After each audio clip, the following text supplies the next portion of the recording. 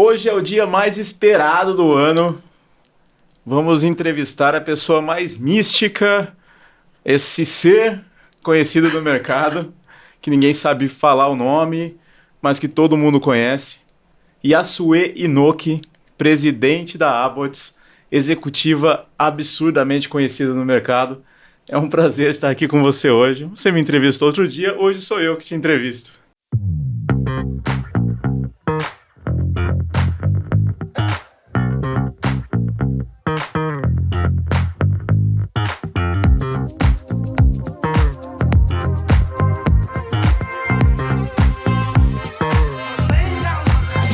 Muito obrigada, diretor. Obrigada, Ricardo Minari. Que medo. Que medo dessas perguntas, que a gente nem saiu antes. Mas vamos lá. Prazer estar aqui desse outro lado da cadeira. Yasue, Yasui. Chasue. Qual é o seu nome de verdade? Então, é Yasue, né? Aqui no Brasil. Né? Depende do lugar do mundo que você está falando. Todos esses são meus nomes aqui, né? Yasui, Yasue, Chasue, Jasue. Aí o pessoal começa a usar apelidos. Jas, Yas. Já me chamaram de Consuelo. Então, assim, tipo... tudo eu tô aprendendo. A gente te vê hoje no mercado, né? E, como eu falei, essa figura mítica que todo mundo conhece. Eu conheço há bastante tempo já. Mas a gente não conhece a pessoa, ou a gente conhece muito pouco da pessoa. Então, voltando lá, imagina a mini Yasue. A Yasue é com 9 anos de idade. Aquela menininha que estava lá no Rio de Janeiro. Como era a cabeça dela? O que ela pensava? E qual a relação do que ela pensava com o que você é hoje? O que ela pensava? Eu sempre fui muito tímida, né? Tipo, não parece. Mas eu sou extremamente tímida, ainda sou. Eu não sou mais extremamente, mas eu ainda sou para de rir. Mas eu sou bastante tímida até hoje. Então, hoje eu consigo lidar com essa situação, eu consigo disfarçar, mas eu tenho essa questão, né? Eu sempre fui muito, muito tímida, até mesmo por conta da minha criação. Meu pai japonês, eu fico brincando, japonês de verdade, nascido no Japão, vim para cá com 19 anos, a família tradicional, toda japonesa. Então, a minha criação foi um pouco diferente, né, até mesmo da criação de outros japoneses, porque meu pai era japonês, aquela austeridade, aquela disciplina absurda, e minha mãe é descendente de brasileiro com italiano. Então, imagina a bagunça que era, um querendo mandar em tudo e o outro meio desorganizado. Então, eu cresci assim, né, só que, assim, obviamente, a doutrina japonesa, ela era muito forte porque era mais rígida, né? E assim, tipo, a gente tinha que seguir aquela questão de escola, etc. Tinha que estudar muito, tinha que ser bom. Então, eu era muito, muito, muito exigente comigo mesma. Acho que tá até na genética de todo descendente de japonês. Agora, você pensa, Ricardo, eu era japonesa, magrela, que eu era muito magra, meu apelido era Olivia Palito, mas assim, tipo, o pessoal falava que na hora que eu casasse era só pintar o cabelo de branco e já tava toda pronta, porque meu cabelo era gigante. Era pobre, japonesa, feia e magrela. Tipo, não tem como não receber bullying na escola. Era muito bullying que eu recebia na escola. Mas muita coisa. E aí, ao invés de ficar, assim, tipo, reclamando, meu pai, assim, tipo, vai lá, aguenta lá. E aí eu fui crescendo a me virar, e fui crescendo e aprendendo a me virar, e etc. E aí eu fui idealizando o que eu não queria, o que eu queria. Na verdade, naquela época eu não sabia de nada do que eu queria. Eu tinha uma ideia do que eu queria, baseado nas situações que eu via do meu tio. Meu tio era uma pessoa muito bem sucedida no mercado corporativo. E ele é a única, na verdade, meu padrinho, o marido da minha madrinha. E ele era a única pessoa realmente da minha família que realmente teve um contato com o mercado corporativo. Ele era diretor, depois gerente, depois diretor de uma empresa grande, multinacional. Então, realmente, eu admirava, né? E eu achava, assim, tipo, que... Nossa, eu queria ser que nem ele, trabalhar, ter um emprego muito bom. Ao mesmo tempo, eu também admirava quem conseguia falar em público, quem conseguia ter uma visibilidade, quem conseguia chegar nos eventos, e aquelas meninas sempre que chegava chegando. Eu admirava isso tudo, só que eu não era nada daquilo. E aí... E eu, assim, tipo, eu só estudava. E a minha rotina de quando eu era criança, nessa idade, era muito pesada. 9, 13 anos. Eu não tinha praticamente tempo nem para pensar, porque era segunda, quarta, era escola, Aliança Francesa, e no final era jazz. Terça e quinta, escola, cultura inglesa e natação. Sexta-feira, escola, curso de espanhol e piano.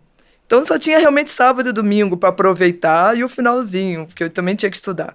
Então, assim, tipo, eu ficava idealizando o que eu queria, né? Então, assim, não tinha tanto tempo, mas assim, tipo, o que eu quero? Eu quero ser que nem meu tio, ter dinheiro para fazer as coisas e quero ser importante no trabalho, quero ser que nem as outras meninas, não ter tanta vergonha, poder ter um namorado legal. Era isso que eu queria naquela época. Mas o legal é que a minha mãe um dia... vou contar isso depois.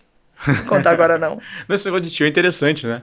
Eu também tive um tio que era mais famosão, assim. E ele trabalhava no Cepro, e aí eu via ele viajando para tudo quanto é lado, e trazia caneta quando viajava, né? São coisas bobas assim, mas que vão marcando a gente, né? E o que te marcou para que você começasse a entrar no ramo de tecnologia? Porque assim, uma menina, como você estava falando, você podia pensar em várias coisas, principalmente naquela época, né? Uma coisa que era mais de menina. O que te levou para a tecnologia? De verdade, eu não sabia o que fazer. Eu não fazia a mínima ideia do que eu queria. Então, eu sempre estava atrasada em relação às outras meninas, aos desejos de... Eu sempre fui muito mais atrasada, né? Então, eu não queria, assim, tipo, eu sabia o que eu não queria, né? Eu não queria ser professora, eu não queria fazer nada de relação à educação física, isso eu não queria. Mas da minha cabeça passava, eu queria ser veterinário, eu queria fazer mecatrônica, queria fazer medicina genética, eu queria fazer um monte de coisa. Tecnologia nem passava pela minha cabeça. Aí eu fui riscando, né? Eu lembro meu pai, super, assim, tipo, correto, e, assim, tipo, de verdade, acho que ele deu uma orientação que foi muito dura na época, mas que foi a melhor. Ele falou assim, olha, medicina você não vai fazer, medicina que eu queria fazer, medicina genética, porque naquela época você tinha que ir pra França para estudar, a gente não vai ter dinheiro para te colocar na França, vamos ser realistas. Veterinária você não vai fazer, porque para você ter dinheiro, você tem que ter uma clínica veterinária, a gente não tem dinheiro, você vai, durante muito tempo, você vai ficar sem ter a sua clínica, não vai fazer. Aí foi só riscando. Mecatrônica, esquece. Você vai ter que morar na UPA, para estudar na USP. O vestibular assim, tipo, é super disputado. Você não é tão estudiosa assim. Esquece, risca aí. E aí foi riscando tudo que eu tinha imaginado fazer. Naquela época eu estava namorando um menino, meio nerd. E aí ele tinha certeza absoluta que queria fazer processamento de dados. E eu falei assim, eu comecei a estudar. E o pessoal falou assim, processamento de dados é um negócio que dá dinheiro. Eu falei assim, opa, alguma coisa que eu vou preencher aqui nos meus requirements. E aí eu falei assim, vou fazer processamento de dados. E foi assim que eu resolvi fazer o vestibular para essa área e comecei a estudar na PUC. E assim, você não é a primeira mulher diferente da tua família, né? Tua mãe também foi uma pessoa muito diferente para a época dela, né? Qual que foi o papel da sua mãe dentro da tua vida, da tua escolha e todas essas coisas? Ricardo, aqui não é arquivo confidencial do Faustão, tá? Separa. Mas eu vejo muito na minha mãe, que ela acordava muito cedo para trabalhar, fazer hora extra, para pagar todos esses cursos que eu queria fazer. É claro que depois eu ganhei bolsa de estudo nesses cursos todos, só que eu sempre queria mais, eu queria fazer mais cursos, e ela continuou na hora extra dela. E a minha mãe se arrumava toda para ir pro trabalho, né? Então minha mãe botava salto alto, minha mãe ia toda bonitona pro trabalho. E aí acho que isso influenciou pra caramba, né? Porque eu queria ser daquele jeito, arrumada, bonitona e vaidosa. Minha mãe sempre foi muito vaidosa e todo mundo elogiava muito a minha mãe. E lembra, eu era pobre, feia, magrela, japonesa. E assim, tipo, minha mãe realmente era assim, tipo, nossa, minha mãe é bonitona, todo mundo fala da minha mãe. Então eu queria ser assim também, né? Ou seja, você foi um mix do melhor de um lado e o melhor do outro. Você não sei se é do melhor, mas que eu misturei um pouco de cada... Você teve a disciplina do seu pai com essa força e essa presença da sua mãe.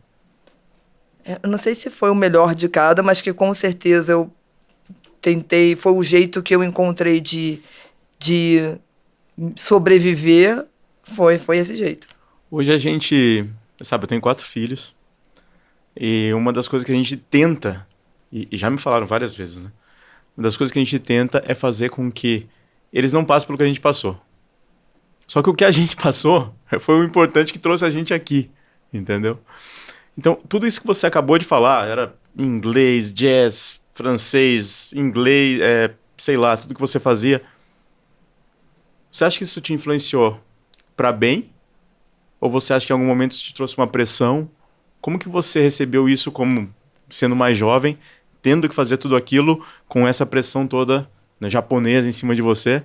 Aquilo te ajudou no momento, você sentia aquilo pressionado? Como que você levava isso?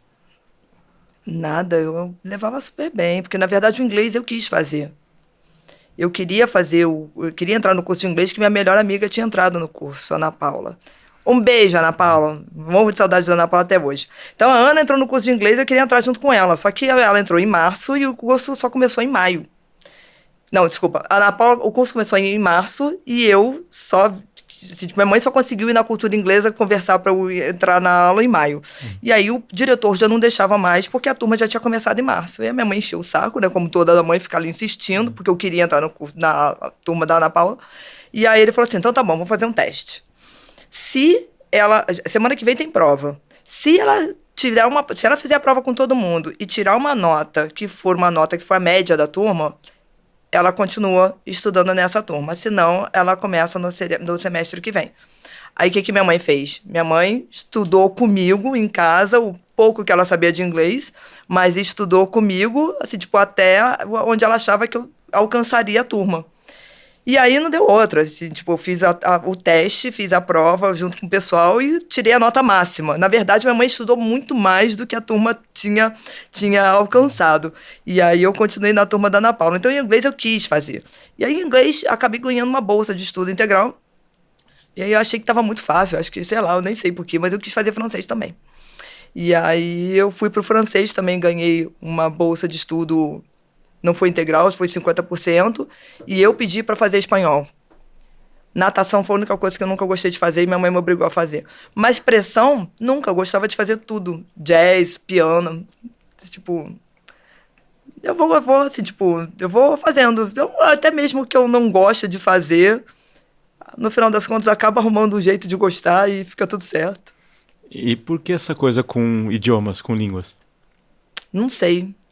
Não sei também, acho que todo mundo me perguntava. Meu tio do mercado corporativo, ele sempre falava assim, você devia fazer, na época, no Instituto Rio Branco, você gosta muito de falar... Só que eu era tão tímida que não de Instituto Rio Branco. Seguir uma carreira diplomática naquela época nunca poderia passar pela minha cabeça, porque eu não falava com as pessoas. Eu tinha vergonha de falar oi. Eu tinha vergonha de chegar numa festa e falar assim, oi, pessoal. Então, isso nem passava pela minha cabeça. Mas eu sempre gostei de línguas e de música. E como começou a parte profissional? A sua carreira começou onde? Qual que é a história aí? Então, aí a minha mãe conhecia uma pessoa que trabalhava na Texaco, na época que tinha Texaco no Brasil. E aí eu queria fazer estágio já, e a minha mãe falou assim para amiga dela, será que você arruma uma vaga de estágio para minha filha? Tem alguma coisa lá? E tinha vaga, ela conseguiu, Suyen, querida até hoje. E eu fui fazer estágio na área de tecnologia na Texaco. E foi aquele desastre que eu já contei em algum podcast aqui, né? Realmente, uma coisa que eu não gosto de fazer é programar. Mas eu fiz o estágio, acabou, e também já sabia que o estágio não renovaria. Então, assim, foi o que eu falei. Até uma coisa que eu não gosto tanto de fazer, eu arrumo um jeito de gostar, mas você tem que ter uma certa motivação. E ali não tinha tanta motivação, que eu sabia que o estágio era não renovável. Então, também tem não é uma desculpa, mas é um motivo pelo qual não me motivei tanto. E aí, saí do estágio, e minha mãe também de novo, conheci alguém. Sua mãe? Bebê, minha mãe foi agenciadora, minha mãe foi a melhor coach. Reposicionamento foi minha mãe. Minha mãe conhecia alguém do Citibank. Parece aquele filme do Zezé de Camargo e Luciano, né? Que o pai ficava lá o tempo inteiro falando. É isso. E aí a minha mãe conseguiu um outro estágio para mim no Citibank. Okay. E aí o estágio era full time, nem existe mais isso hoje. O Texaco também era. O Citibank era full time, na área de tecnologia também, eu comecei lá. Acho que foi o Bebé que levou o Alexandre Viana, que muito querido. Todo mundo do Citibank é muito querido até hoje, né? Que eu ainda falo com o pessoal. Não sempre, sempre quando dá, mas ainda falo. Tem um monte de amigo lá ainda. E aí o bebê arrumou um estágio para mim. E eu fiquei de estagiário no Citibank, lá ao contrário do Atechá, que ele ia renovando. Acho que fiquei como uns 3 anos, 4 anos, 5 anos como estagiário. Já era estagiária sênior e já participava. Minhas reuniões eram com diretores já no final. E mesmo assim eu estava lá com estagiário e fui contratada, terceirizada, até que o Citibank saiu do Brasil, do Rio de Janeiro, e foi para São Paulo. Eu era muito nova, não fazia parte dos meus planos morar em São Paulo sozinha, muito menos com o salário que eu ganhava naquela época, não fazia sentido. E aí eu fiquei no Rio, saí do Citibank. Mas foi meu primeiro emprego, digamos assim, né, sem ser estágio, né? Comecei como estagiária e terminei como contratada. Mas ainda na parte de tecnologia. Mas lá mesmo no Citibank foi que eu falei que o meu chefe, na época, o Mauro Goitacás, que eu adoro de paixão, o Mauro, porque ele, na verdade, foi o que me tirou de TI. O Mauro não tem a menor ideia do que ele fez de bom pra minha vida, e assim, é bom que ele esteja vendo agora, porque assim, o Mauro me tirou de TI, que eu não gostava de trabalhar com isso. Trabalhar, assim, faria, eventualmente, mas não é uma coisa que eu gostava, não tinha interesse. Achava muito automático, não tinha uma criatividade. E aí ele falou assim, você não gosta muito de fazer isso? E eu falei assim, não muito. E ele falou assim, então tem uma coisa aqui super nova aqui que você pode tocar, que era um black belt para banco, né, uma certificação para banco que a gente tinha que fazer, e era um gerenciamento de projetos. Então eu comecei a trabalhar com isso, depois eu estudei, e aí eu saí realmente da área de tecnologia. Pode beber um pouquinho de vinho, que eu sei que você gosta. Que absurdo. Olha, isso é bullying de novo. É como se eu tivesse voltado para a escola. A gente chega na Globo, que foi basicamente onde eu te conheci. Na Globo você alcançou uma visibilidade muito interessante ali. Você trabalhava na parte da Globo Internacional. Falei, essa pessoa exótica, né? Meio brasileiro, meio italiano, meio japonesa, trabalhando na parte de internacional da Globo. Explica pra gente um pouquinho, como você conseguiu entrar na Globo e o que você fez lá? Então vamos lá. Nessa época eu trabalhava na Intelig. Eu saí da Citibank e fui pra Intelig. E na Intelig, tudo ótimo, maravilhoso. Tive vários professores, vários amigos que eu adoro até hoje, que eu converso até hoje, e que meus amigos estão muito bem posicionados hoje em dia. E aí eu vi, a Intelig começou um processo de venda. E naquele processo de venda, você sabe muito bem como funciona, né? Na verdade, nada mais funciona. E aí começou aquele estresse dentro da empresa e eu comecei a procurar alguma coisa por fora. Falei assim, não tá legal aqui pra mim, então vou começar a procurar. E aí eu comecei e aí quando realmente eu quero uma coisa, chegava da Intelig, sentava no meu laptop em casa e ficava 5 horas procurando trabalho, fazendo currículo, até que um dia eu vi uma vaga da Globo Internacional e mandei meu currículo. Meu currículo foi selecionado para fazer uma entrevista, e aí eu fiz essa entrevista e perguntei quantas pessoas tinham ainda fazendo entrevista junto comigo, e a menina falou 360 e poucas. E aí... participando do processo, 360 e poucas, praticamente. Aí eu falei assim, ferrou, né? E eu fiz várias entrevistas. Eu fiz entrevista com o RH1, o RH2, que eu já não lembro mais quem era. Fiz entrevista com o meu chefe, com a pessoa que seria minha chefe na época. Fiz entrevista com todos os diretores da época. E até que entrei. Falaram para mim que ficaram entre eu e uma outra pessoa, um homem que eu não sei quem é. E falaram que, assim, não tinha, porque eram muito parecidos os perfis e que escolheram pelo inglês. Funcionou, a cultura inglesa. E aí escolheram quem tinha melhor inglês e me colocaram pra dentro. Foi assim que eu comecei na Globo, em 2004. E aí você começou na Globo já na parte internacional? Já na parte internacional, na verdade eu entrei para trocar o OPEC da área internacional, Operações Comerciais da área internacional, mas assim... 8 meses depois, ou menos até, eles estavam tocando uma forma de fazer com que o canal Globo Internacional na Europa, que naquela época era distribuído pela TV Cabo em Portugal, eles queriam tirar essa distribuição da TV Cabo e fazer uma operação standalone, uma operação própria via DTH, via satélite. E eu acho que na época ninguém deu muito crédito para mim e não queriam que eu tocasse, mas tudo conspirou de forma que não tinha depois. Um tocou, não deu certo, outro tocou, não conseguiu, só sobrou Yasuê para tentar. Vamos tentar Yasuê ali, vamos ver o que dá certo. E aí eles realmente me deram um projeto para tocar e acho que ali foi o grande diferencial, não só da minha carreira na Globo, mas como minha carreira de uma forma geral.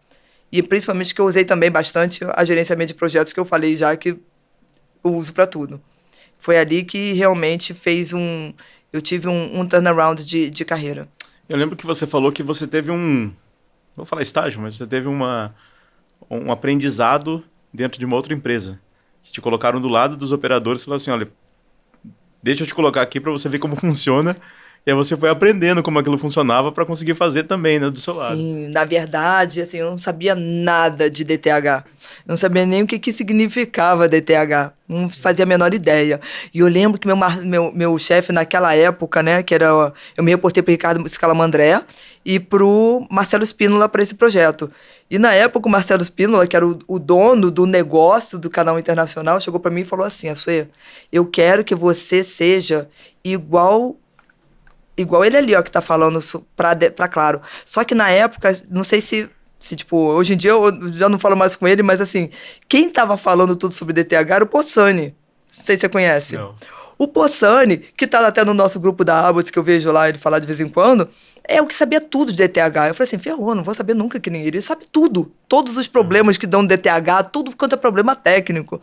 E aí, o Ricardo Miranda era amigo do Marcelo Spínola, e era CEO da Sky na época, e a gente utilizar, né, para facilitar, a ideia é que a gente utilizasse o call center da Sky como nosso call center. E aí o Ricardo Miranda deixou eu ficar com a equipe dele, né, praticamente como carrapato, aprendendo como que funcionava a parte de processo. Eu fiquei com o pessoal de processos toda sexta-feira, eu ia para São Paulo para aprender, porque eu realmente via que se você aprende um processo, você aprende tudo, né? Então, foi ali que eu fiquei. Eu falei assim, aqui que eu vou ficar. Vou desenhar o processo, as meninas super me ajudaram. Eu sou amiga delas até hoje. As Dani Grútula, Dani Mesquita. E elas faziam os processos todos da Sky. Eu fiquei ali do lado aprendendo e fazendo o processo. E aí, eu aprendia e replicava o processo, obviamente, com todas as nossas especificidades, todas as nossas questões de Globo. Aí eu já ia montando os processos pra gente e assim eu fui aprendendo tudo. E graças ao Ricardo Miranda que me deixou de ficar escarrapado, porque senão a gente estava ferrado. Coitado do Ricardo Miranda. Tem a sua de carrapato por anos. Imagina, sou adorável, lembra? E a gente... Você aí, numa posição de destaque na Globo Internacional, o pessoal já te conhecia bastante naquela época, né? Não como hoje. Hoje eu acredito que você tenha muito mais visibilidade que antes. Mas eu fico imaginando, o nosso mercado é um mercado extremamente masculino. Tem muito homem. Como que você lidou e como que você lida com essa questão de estar no mercado masculino e como você faz com que isso seja para você um fator até de vantagem dentro desse mercado? Gente, eu adoro trabalhar no mercado. Assim, tipo, ele sendo masculino. A verdade é que sou uma pessoa muito prática. Todo mundo vê. Eu gosto muito de seguir processos, claro. Assim, tipo, trabalhei durante muito tempo com isso. Eu acho que você precisa ter um processo, você tem que ter um planejamento. Mas eu gosto muito da disciplina também, até mesmo por conta da minha criação e etc. Combinou comigo, o pessoal sabe. Não combina comigo que você não vai cumprir. Melhor nem cumprir. Então, assim, tipo, planejamento, disciplina, é isso tudo. E aí, o que acontece? O nosso mercado, ele é extremamente masculino, só que não dá espaço para muita fofoca. Eu não tenho tempo para fazer muita fofoca e eu também não quero fazer muita parte de fofoca. Claro que uma fofoquinha ou outra é saudável. Todo mundo faz uma fofoquinha ou outra, né? Que eu fico sempre brincando com a minha irmã. Vai pra igreja, tá lá na porta da igreja fazendo fofoca dos outros. Mas todo mundo faz isso, né?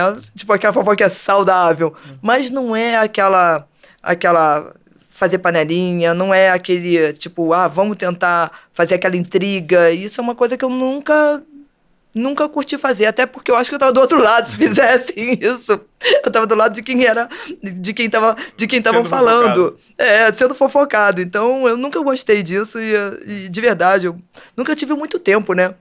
Então, o mercado masculino, eu me encaixei muito bem nele, né? Eu sou uma pessoa muito transparente. Quem me conhece de verdade sabe que olha pra mim, a gente conversa, eu não tô escondendo nada.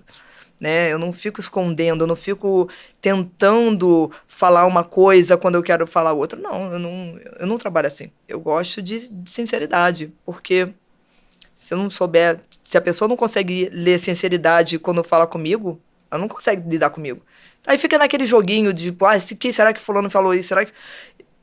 É perder muito tempo, e eu, realmente, ainda mais no dia de hoje, eu não tenho esse tempo para perder. Eu percebo. Um pouco antes da Abbott, aquilo óbvio, né? Foi quando a gente começou a conversar mais. Você não gostava de mim. Não. E a gente começou a falar um pouco mais. Você foi, assim, bastante... Você aproveitou que eu tinha os conhecimentos do México. E aí você... Nesse aproveitamento a gente acabou criando essa amizade e tal. E dentro dessa amizade, dentro desse contexto, apareceu a figura da Abbott. Que pra mim foi... Você sabe, no começo eu tive uma certa resistência a entrar na Abbott. Até porque eu era um pouco mais fechado, eu não queria muito essa coisa de associação e tudo mais. E eu não entendia o conceito. Mas como que isso chegou para você? Como você visualizou a Abbott? Porque eu sei que você recebeu a proposta, você entrou na Abbott, mas você já tinha uma visão de anos para a Abbott. E essa visão vem se consolidando com o tempo, né? Então, como que você construiu essa visão? Como que você recebeu essa proposta de ser presidente da Associação Brasileira de OTTs e Streamings? Como eu recebi a proposta, é simples, né? Um dia, conversando com o Brito, na verdade, eu tinha feito acho que eu já tinha entrado como diretor da Abbott, mas nem tinha um cargo de diretoria, porque eu não tinha sido eleita, né? Eu fazia parte do corpo da Abbott, tentando ajudar em uma coisinha ou outra, porque eu achava realmente que o mercado está ficando muito, muito fragmentado. Eu percebi que em algum momento chegaria um momento em que a gente precisaria ter um pouco mais de união. Comecei a ver as Big Techs crescendo muito e, assim, nada contra as Big Techs, pelo contrário, eu acho que elas precisam existir, né? Porque senão fica todo mundo muito acomodado. Mas eu também acho que tem espaço para todo mundo, pode ter espaço para todo mundo. Mas as pessoas, é o que eu falo, eu acho que as pessoas sempre ficam brigando. A competição, às vezes, na maioria das vezes, a competição não é saudável, né? E a competição saudável, a grande diferença é que ela te faz crescer. A competição não saudável, ela te faz estagnar. Você fica sempre brigando contra aquele negócio ali e fica naquela o tempo inteiro. Então, eu gosto muito quando você tem alguma coisa, assim, tipo, uma rixa, não uma briga, mas uma desavença, alguma coisa, mas que te faça crescer. Que faça você olhar para trás e ver assim, não, isso aqui podia ter sido feito desse jeito. De alguma forma você cresce, né? Mas uma competição onde um só fica brigando com o outro para tentar ganhar cliente e xingando, não funciona. Então, realmente, o que eu vi ali era uma oportunidade de trazer para o mercado um pouquinho do que a gente faz nos nossos relacionamentos. Todo mundo faz isso quando você tem um bom relacionamento. Então, por que a gente não pode ser assim no mercado de trabalho também? Por que tem que ser assim só em casa, né, com os amigos? Por que não você não pode trazer um pouco mais de leveza para o mercado de trabalho? E aí foi assim que eu pensei. O Brito, Alexandre Brito, o presidente anterior a mim, ele me fez o convite para montar a chapa, para participar da Abbott. A princípio eu relutei, falei também que não queria, ia ser muito trabalho. Não imaginava que seria tanto trabalho quanto realmente é, de fato. Mas você tem razão, eu invento muita coisa. E não precisava dar tanto trabalho assim, se eu tivesse inventado menos. Mas agora que eu já inventei, vamos nessa e vamos inventar mais. E realmente, eu acho que... foi mais ou menos por aí. Foi pela... Eu não planejei nada disso da Abbott naquele tempo, tá? Eu planejei muito pouco e nem nos meus melhores sonhos eu poderia imaginar que a gente chegasse 1 ano e meio hoje onde a gente chegou. Tipo, a gente tem um podcast que a gente pode falar que é um podcast de sucesso, para uma associação, é um podcast com um bom número de visualizações, um podcast que traz realmente uma diferença no conteúdo, nas pessoas que são entrevistadas, na nossa distribuição é imbatível, né? A gente está indo para Pay TV, a gente está sendo distribuído na Claro, Vivo, Sky, Amazon Prime pelo canal da Box. A gente está com proposta para ser distribuído também na TV aberta. A gente vai ser distribuído nas plataformas de streaming da Newcom Play, da Band, da Soplay, que é a grande plataforma de fest do Brasil, e mais a plataforma da Watch, que está conectada a quase 2.000 provedores. Então, nosso podcast é um sucesso, né? O webinar também está muito bem encaminhado, todo mundo gosta muito. Nossos eventos, a gente fez um evento até hoje, a gente vai fazer o segundo agora, né? São muito bem frequentados, a gente tem realmente decisores, tomadores de decisão, executivos dentro do nosso evento, aquele pessoal que realmente você não consegue falar no dia a dia e sempre estar no nosso evento, tem um carinho pela gente. Eu acho que isso, sim, eu posso dizer hoje que eu nunca imaginaria que a gente fosse chegar onde chegou. E, obviamente, eu falo isso sempre, repito, não só para você, para todos os diretores, a gente não chegaria onde a gente está sem a equipe que a gente tem hoje, sem o corpo de diretoria que a gente tem. Obrigado, Crosshost, também, né, por esse Com espaço. certeza. Crosshost sempre, sem um cenário, a qualidade de produção, né, a seriedade, nunca conseguiria nada igual. Eu sei que você tem um sonho maior de expansão da Abbots para a América Latina. Então, eu queria que você falasse um pouquinho mais sobre o que você imagina com essa expansão da Abbots dentro da América Latina. É que, na verdade, a maioria dos diretores hoje já trabalham com a América Latina. Então, e as empresas que chegam até a Abbots também trabalham, de alguma forma, com a América Latina. E a gente tem muita gente da América Latina que acompanha o nosso podcast, que acompanha o nosso trabalho, que quer participar de alguma forma. A gente é convidado para eventos da América Latina, assim como a gente também sabe como fazer. Frequentou muitos eventos lá na México, Argentina, Chile, e você estudando na Colômbia. Então a gente tem um contato muito grande com o Latam. Né? Geralmente, quando você é contratado por uma empresa de fora para fazer negócio no Brasil, você é contratado para quê? Só Brasil?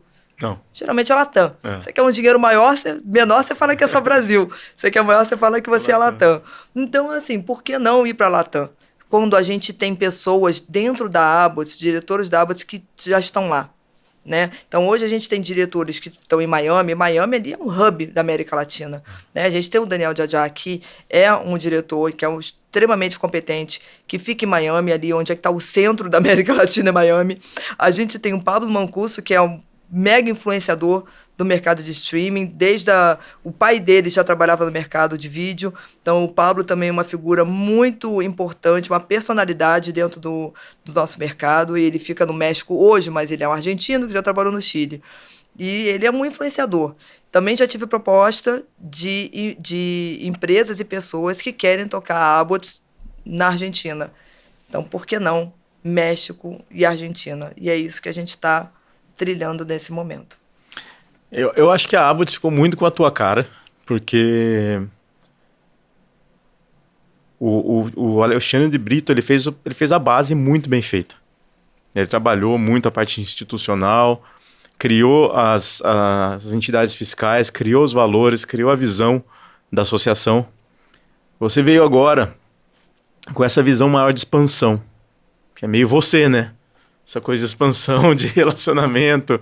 E essa questão de comunidade também foi algo que para a Abbots fez muita diferença, porque a gente está acostumado com associações que trabalham de maneira transacional, né? Ah, eu estou precisando disso, eu conheço alguém que faça isso, você pega tudo isso e junta. Na Abbots a gente tem trabalhado muito esse conceito de comunidade, onde as pessoas, além de serem ajudadas pela associação, elas ajudam também. Então você tem muita gente aí dentro desse contexto ajudando. E a gente conseguiu muita coisa boa com isso, né?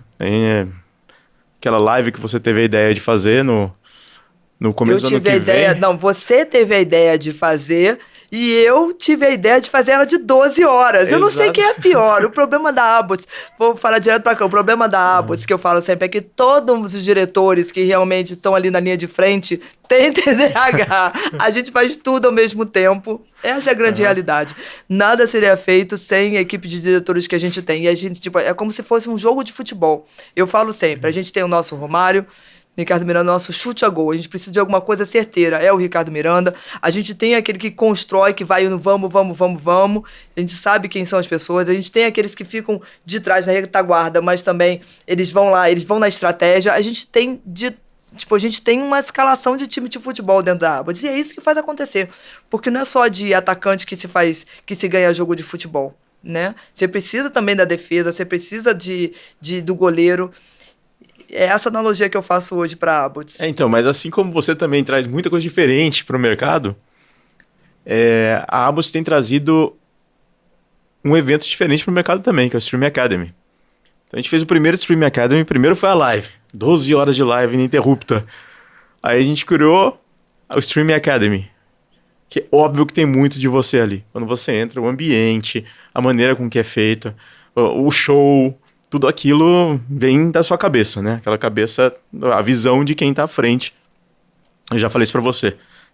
Tem que ser você que tá à frente, porque essa qualidade de levar a associação pra frente é tua. E agora, no dia 12 de novembro, a gente vai ter a segunda edição do Stream Academy, que, assim como a filosofia japonesa, vai ser melhor que a antiga e pior que a próxima.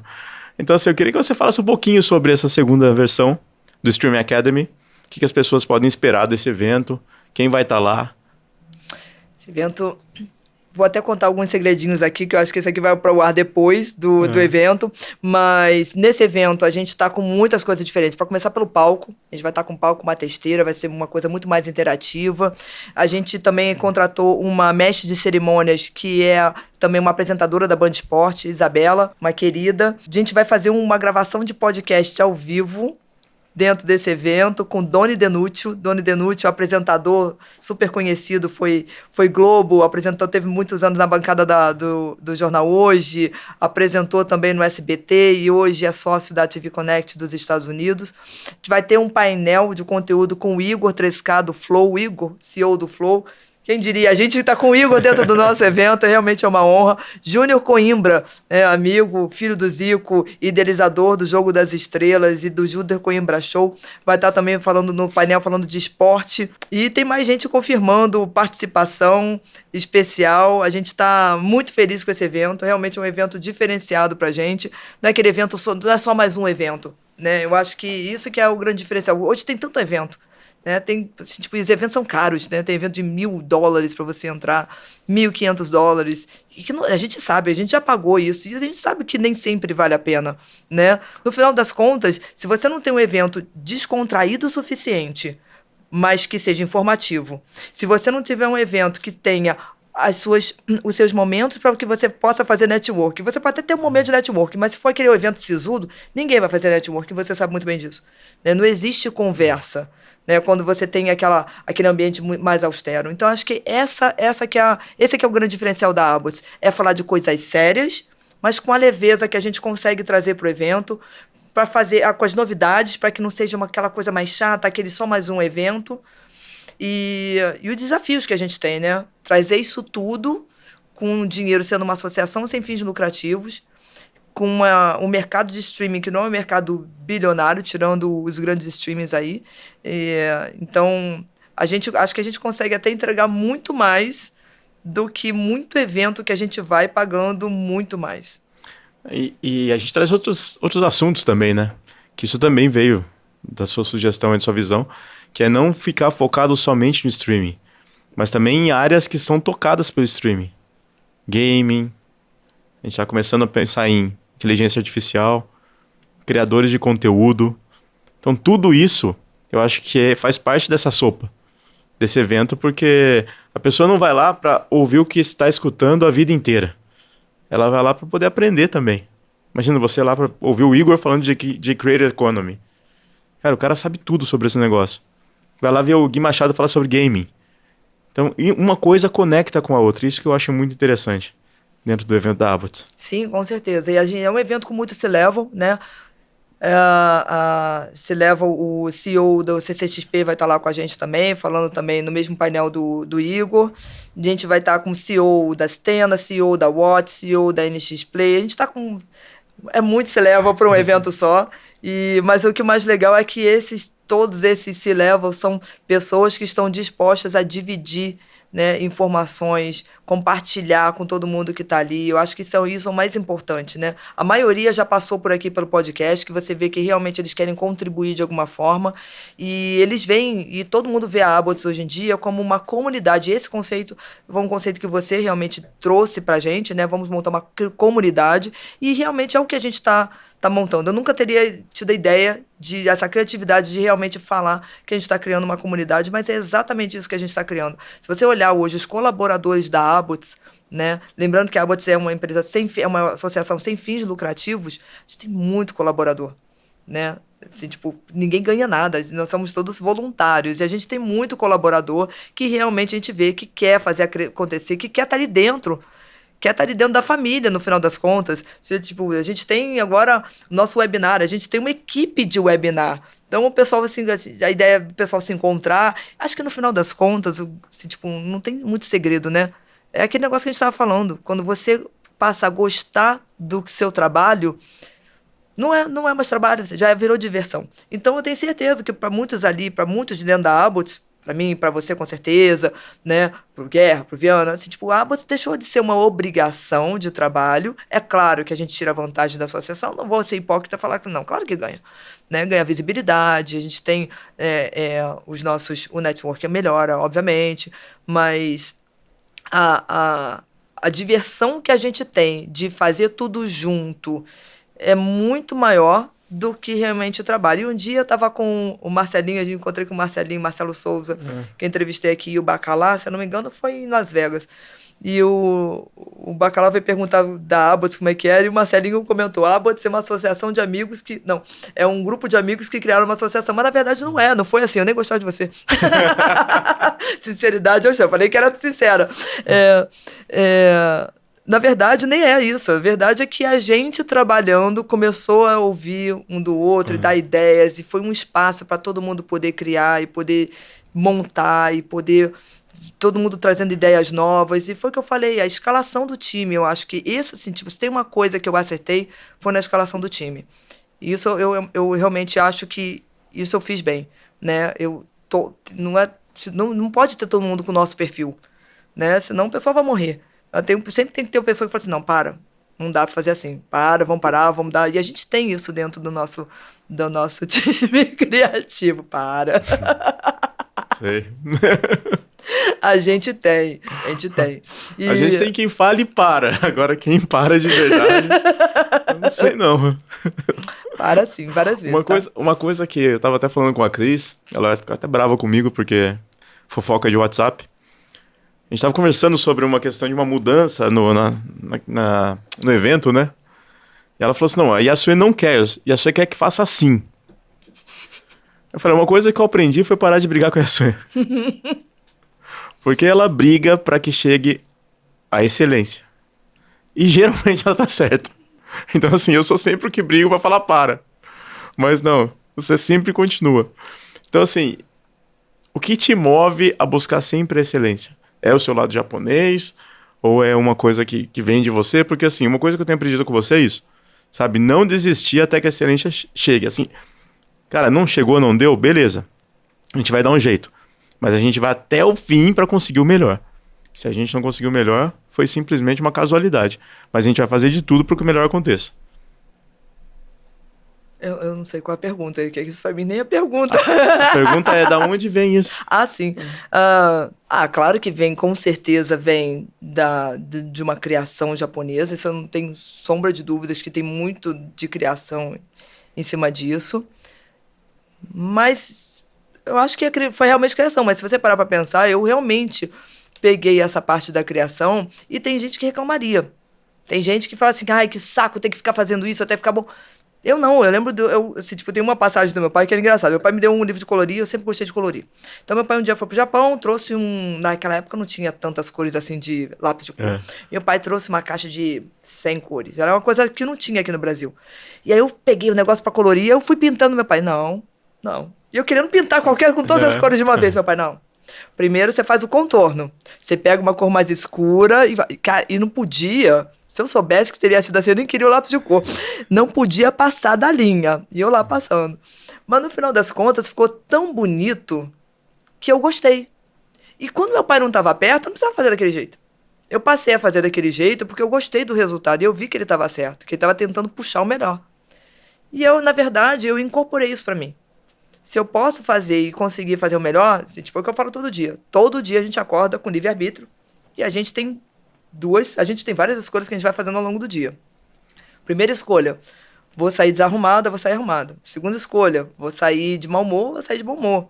Tem um monte de coisa acontecendo na minha vida. Posso sair gritando igual um cachorro com todo mundo, que encontro no meio da rua, ou posso tentar levar numa leveza. Mas tem várias escolhas que a gente faz no mesmo dia. Eu tento fazer sempre as escolhas que são mais fáceis para mim. E mais fáceis para mim são as que não tenho que brigar com elas. Eu não gosto de briga. Quem me conhece sabe bem, eu detesto briga. Eu discuto, porque eu tenho uma parte italiana. Mas não é tão fácil assim, né? Porque, assim, uma coisa que eu aprendi bastante com você. A gente viajou bastante junto, a gente sempre tá nos eventos do mercado. E eu lembro que eu tava, assim, meu emocional é horrível. Eu sou uma pessoa com emocional horrível. Eu não tenho essa de, agora é hora de ficar feliz, agora é hora de ficar triste. Não, eu fico triste pra caramba, eu largo mão, assim, eu sou desse jeito. E uma coisa que você ensinou pra mim uma vez, que eu tava na Argentina, você olhou pra mim e falou assim, Ricardo, agora é hora do show. Showtime. Então assim, cara, bota um sorriso na cara, faz de coisa que não tá acontecendo nada e vai. Porque a gente precisa fechar esse negócio.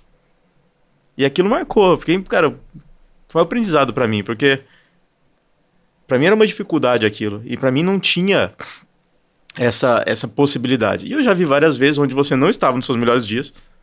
Eu já vi várias vezes que você estava nos seus piores dias, mas que você chega num lugar, você muda. Você muda. Você simplesmente entra no lugar e parece que você tá na Disney. Não tem problema nenhum. Então esse também foi um grande aprendizado que veio da convivência de abots, de mercado e de tudo. Eu acho que é muito importante para as pessoas que hoje trabalham entender isso, sabe? Que você pode escolher, que é uma escolha que você pode fazer. Por mais As pessoas difícil não têm nada a ver com o seu problema pessoal.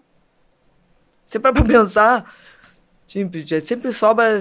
A verdade é que sempre sobra pro mais fraco. As pessoas não têm nada a ver com o que você tá passando em casa, o que você tá passando com seus amigos. Às vezes as pessoas gostam de você.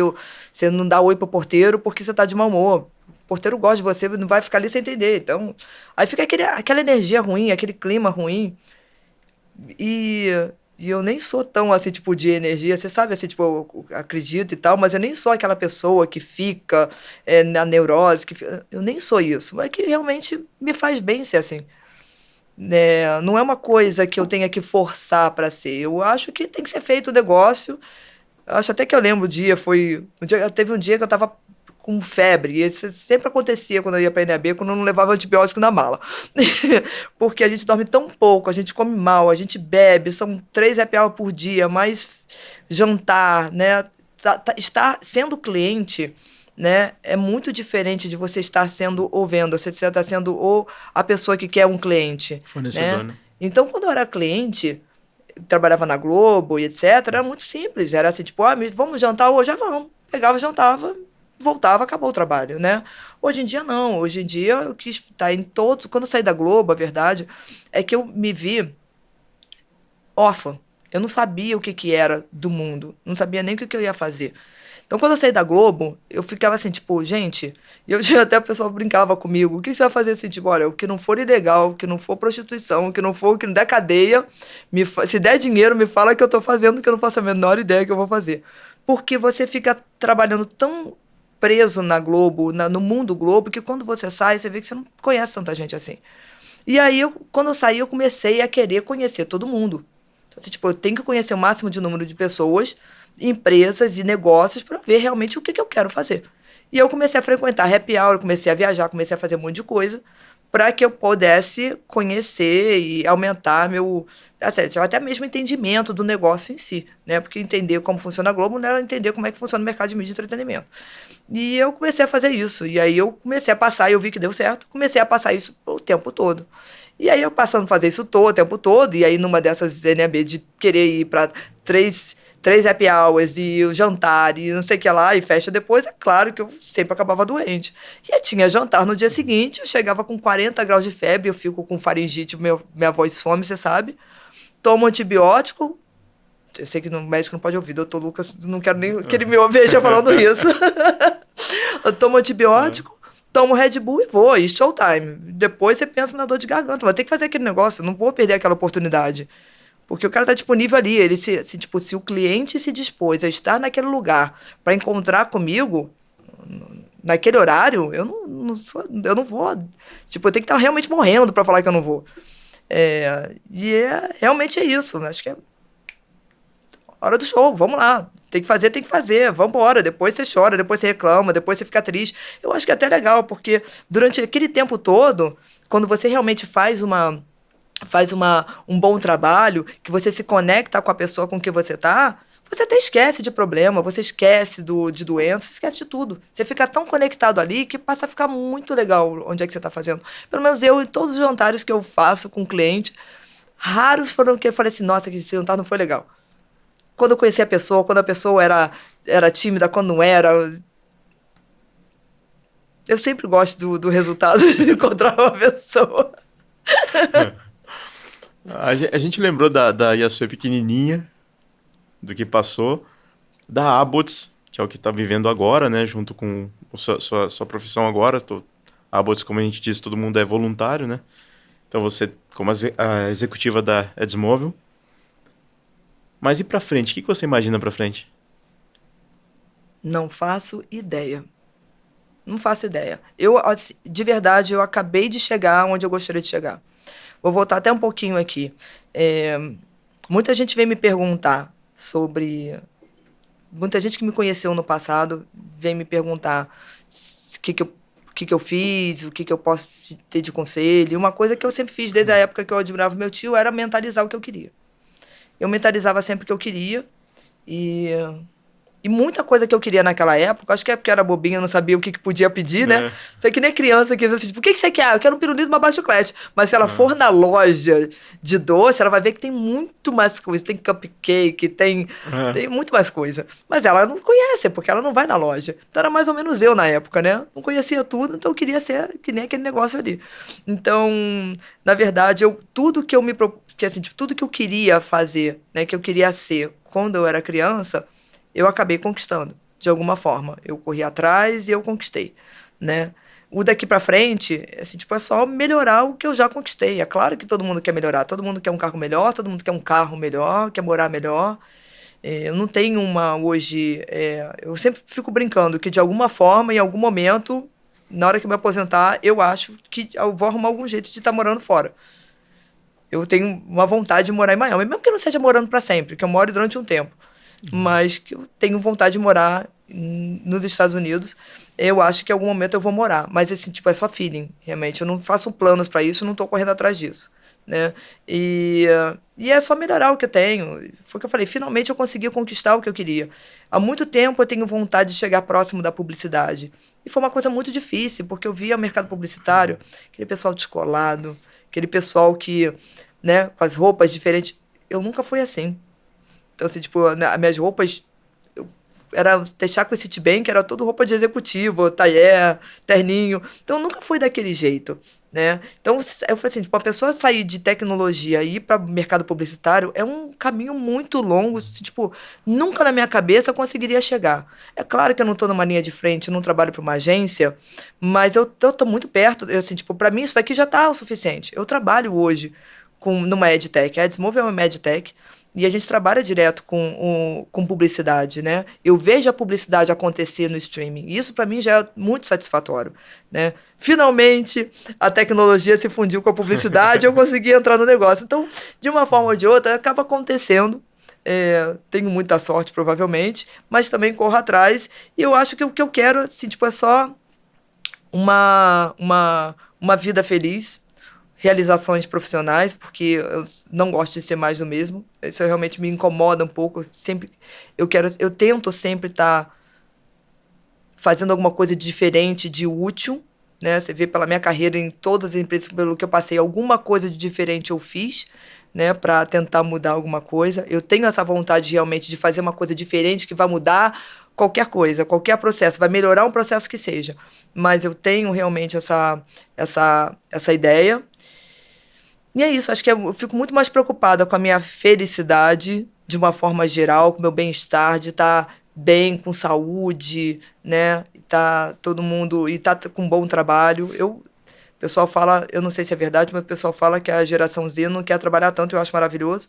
Pelo menos a gente vai ter trabalho durante muito tempo e eu gosto de trabalhar, não tenho problema nenhum com o trabalho. Então, assim, eu tenho certeza que a vida sempre proporciona alguma coisa legal para eu fazer.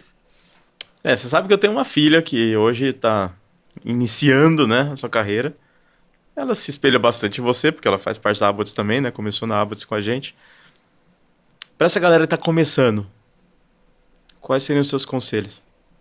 Imaginando o mundo hoje, eu sei que é muito diferente do que era o seu lá no começo, que era o meu. O que você daria de conselho para alguém que está começando hoje? Tem que ter resiliência, tem que ouvir. É um saco, mas tem que ouvir de quem sabe. E uma coisa que eu gosto de fazer, eu pego realmente uma pessoa com que eu vejo como espelho. Eu gostaria de ser como aquela pessoa. Sabe que a Liliana, eu nunca sei falar o nome dela direito, Liliana Nacional, mas a Liliana, que é a diretora da Globo, eu encontro com ela, toda vez eu falo assim, Liliana, você é linda, você não sei o que lá, me espelho. E era verdade. Quando eu estava na Globo montando o projeto, e a Liliana, ela era a diretora do PH, ela era a diretora acho que do Marcelinho, do Dudu, de tanta gente que a gente conhece. A Liliana era linda, poderosa, é a pessoa que sabia tudo, é a pessoa legal da engenharia, flexível. E eu falava que quero ser igual a ela. Quero ser igual a ela. E é verdade, eu falo isso pra ela até hoje quando eu encontro a Liliana. Então eu acho que é importante a gente ter uma pessoa com que a gente possa se espelhar. Para que a gente possa, tipo, eu quero ser igual a ela. Então eu vou fazer que nem ela. Se deu certo pra ela, vai de repente dar certo pra mim. E eu acho que isso é importante realmente para ter um parâmetro, né? Eu acho isso importante, ter resiliência, ter garra, porque sei que o mundo é diferente, mas tem que ter garra, porque se você fizer mais do mesmo, você não destaca. Você é simplesmente mais um. Então, se você fizer ali um pouquinho a mais, não precisa ser muito a mais, mas fazer um pouquinho a mais do que todo mundo, realmente eu acho que esse é o grande diferencial e esse é o que te leva para outros patamares. É basicamente isso. Presidente, a gente está estourando aqui o tempo do podcast, mas hoje a gente gravou 2 podcasts.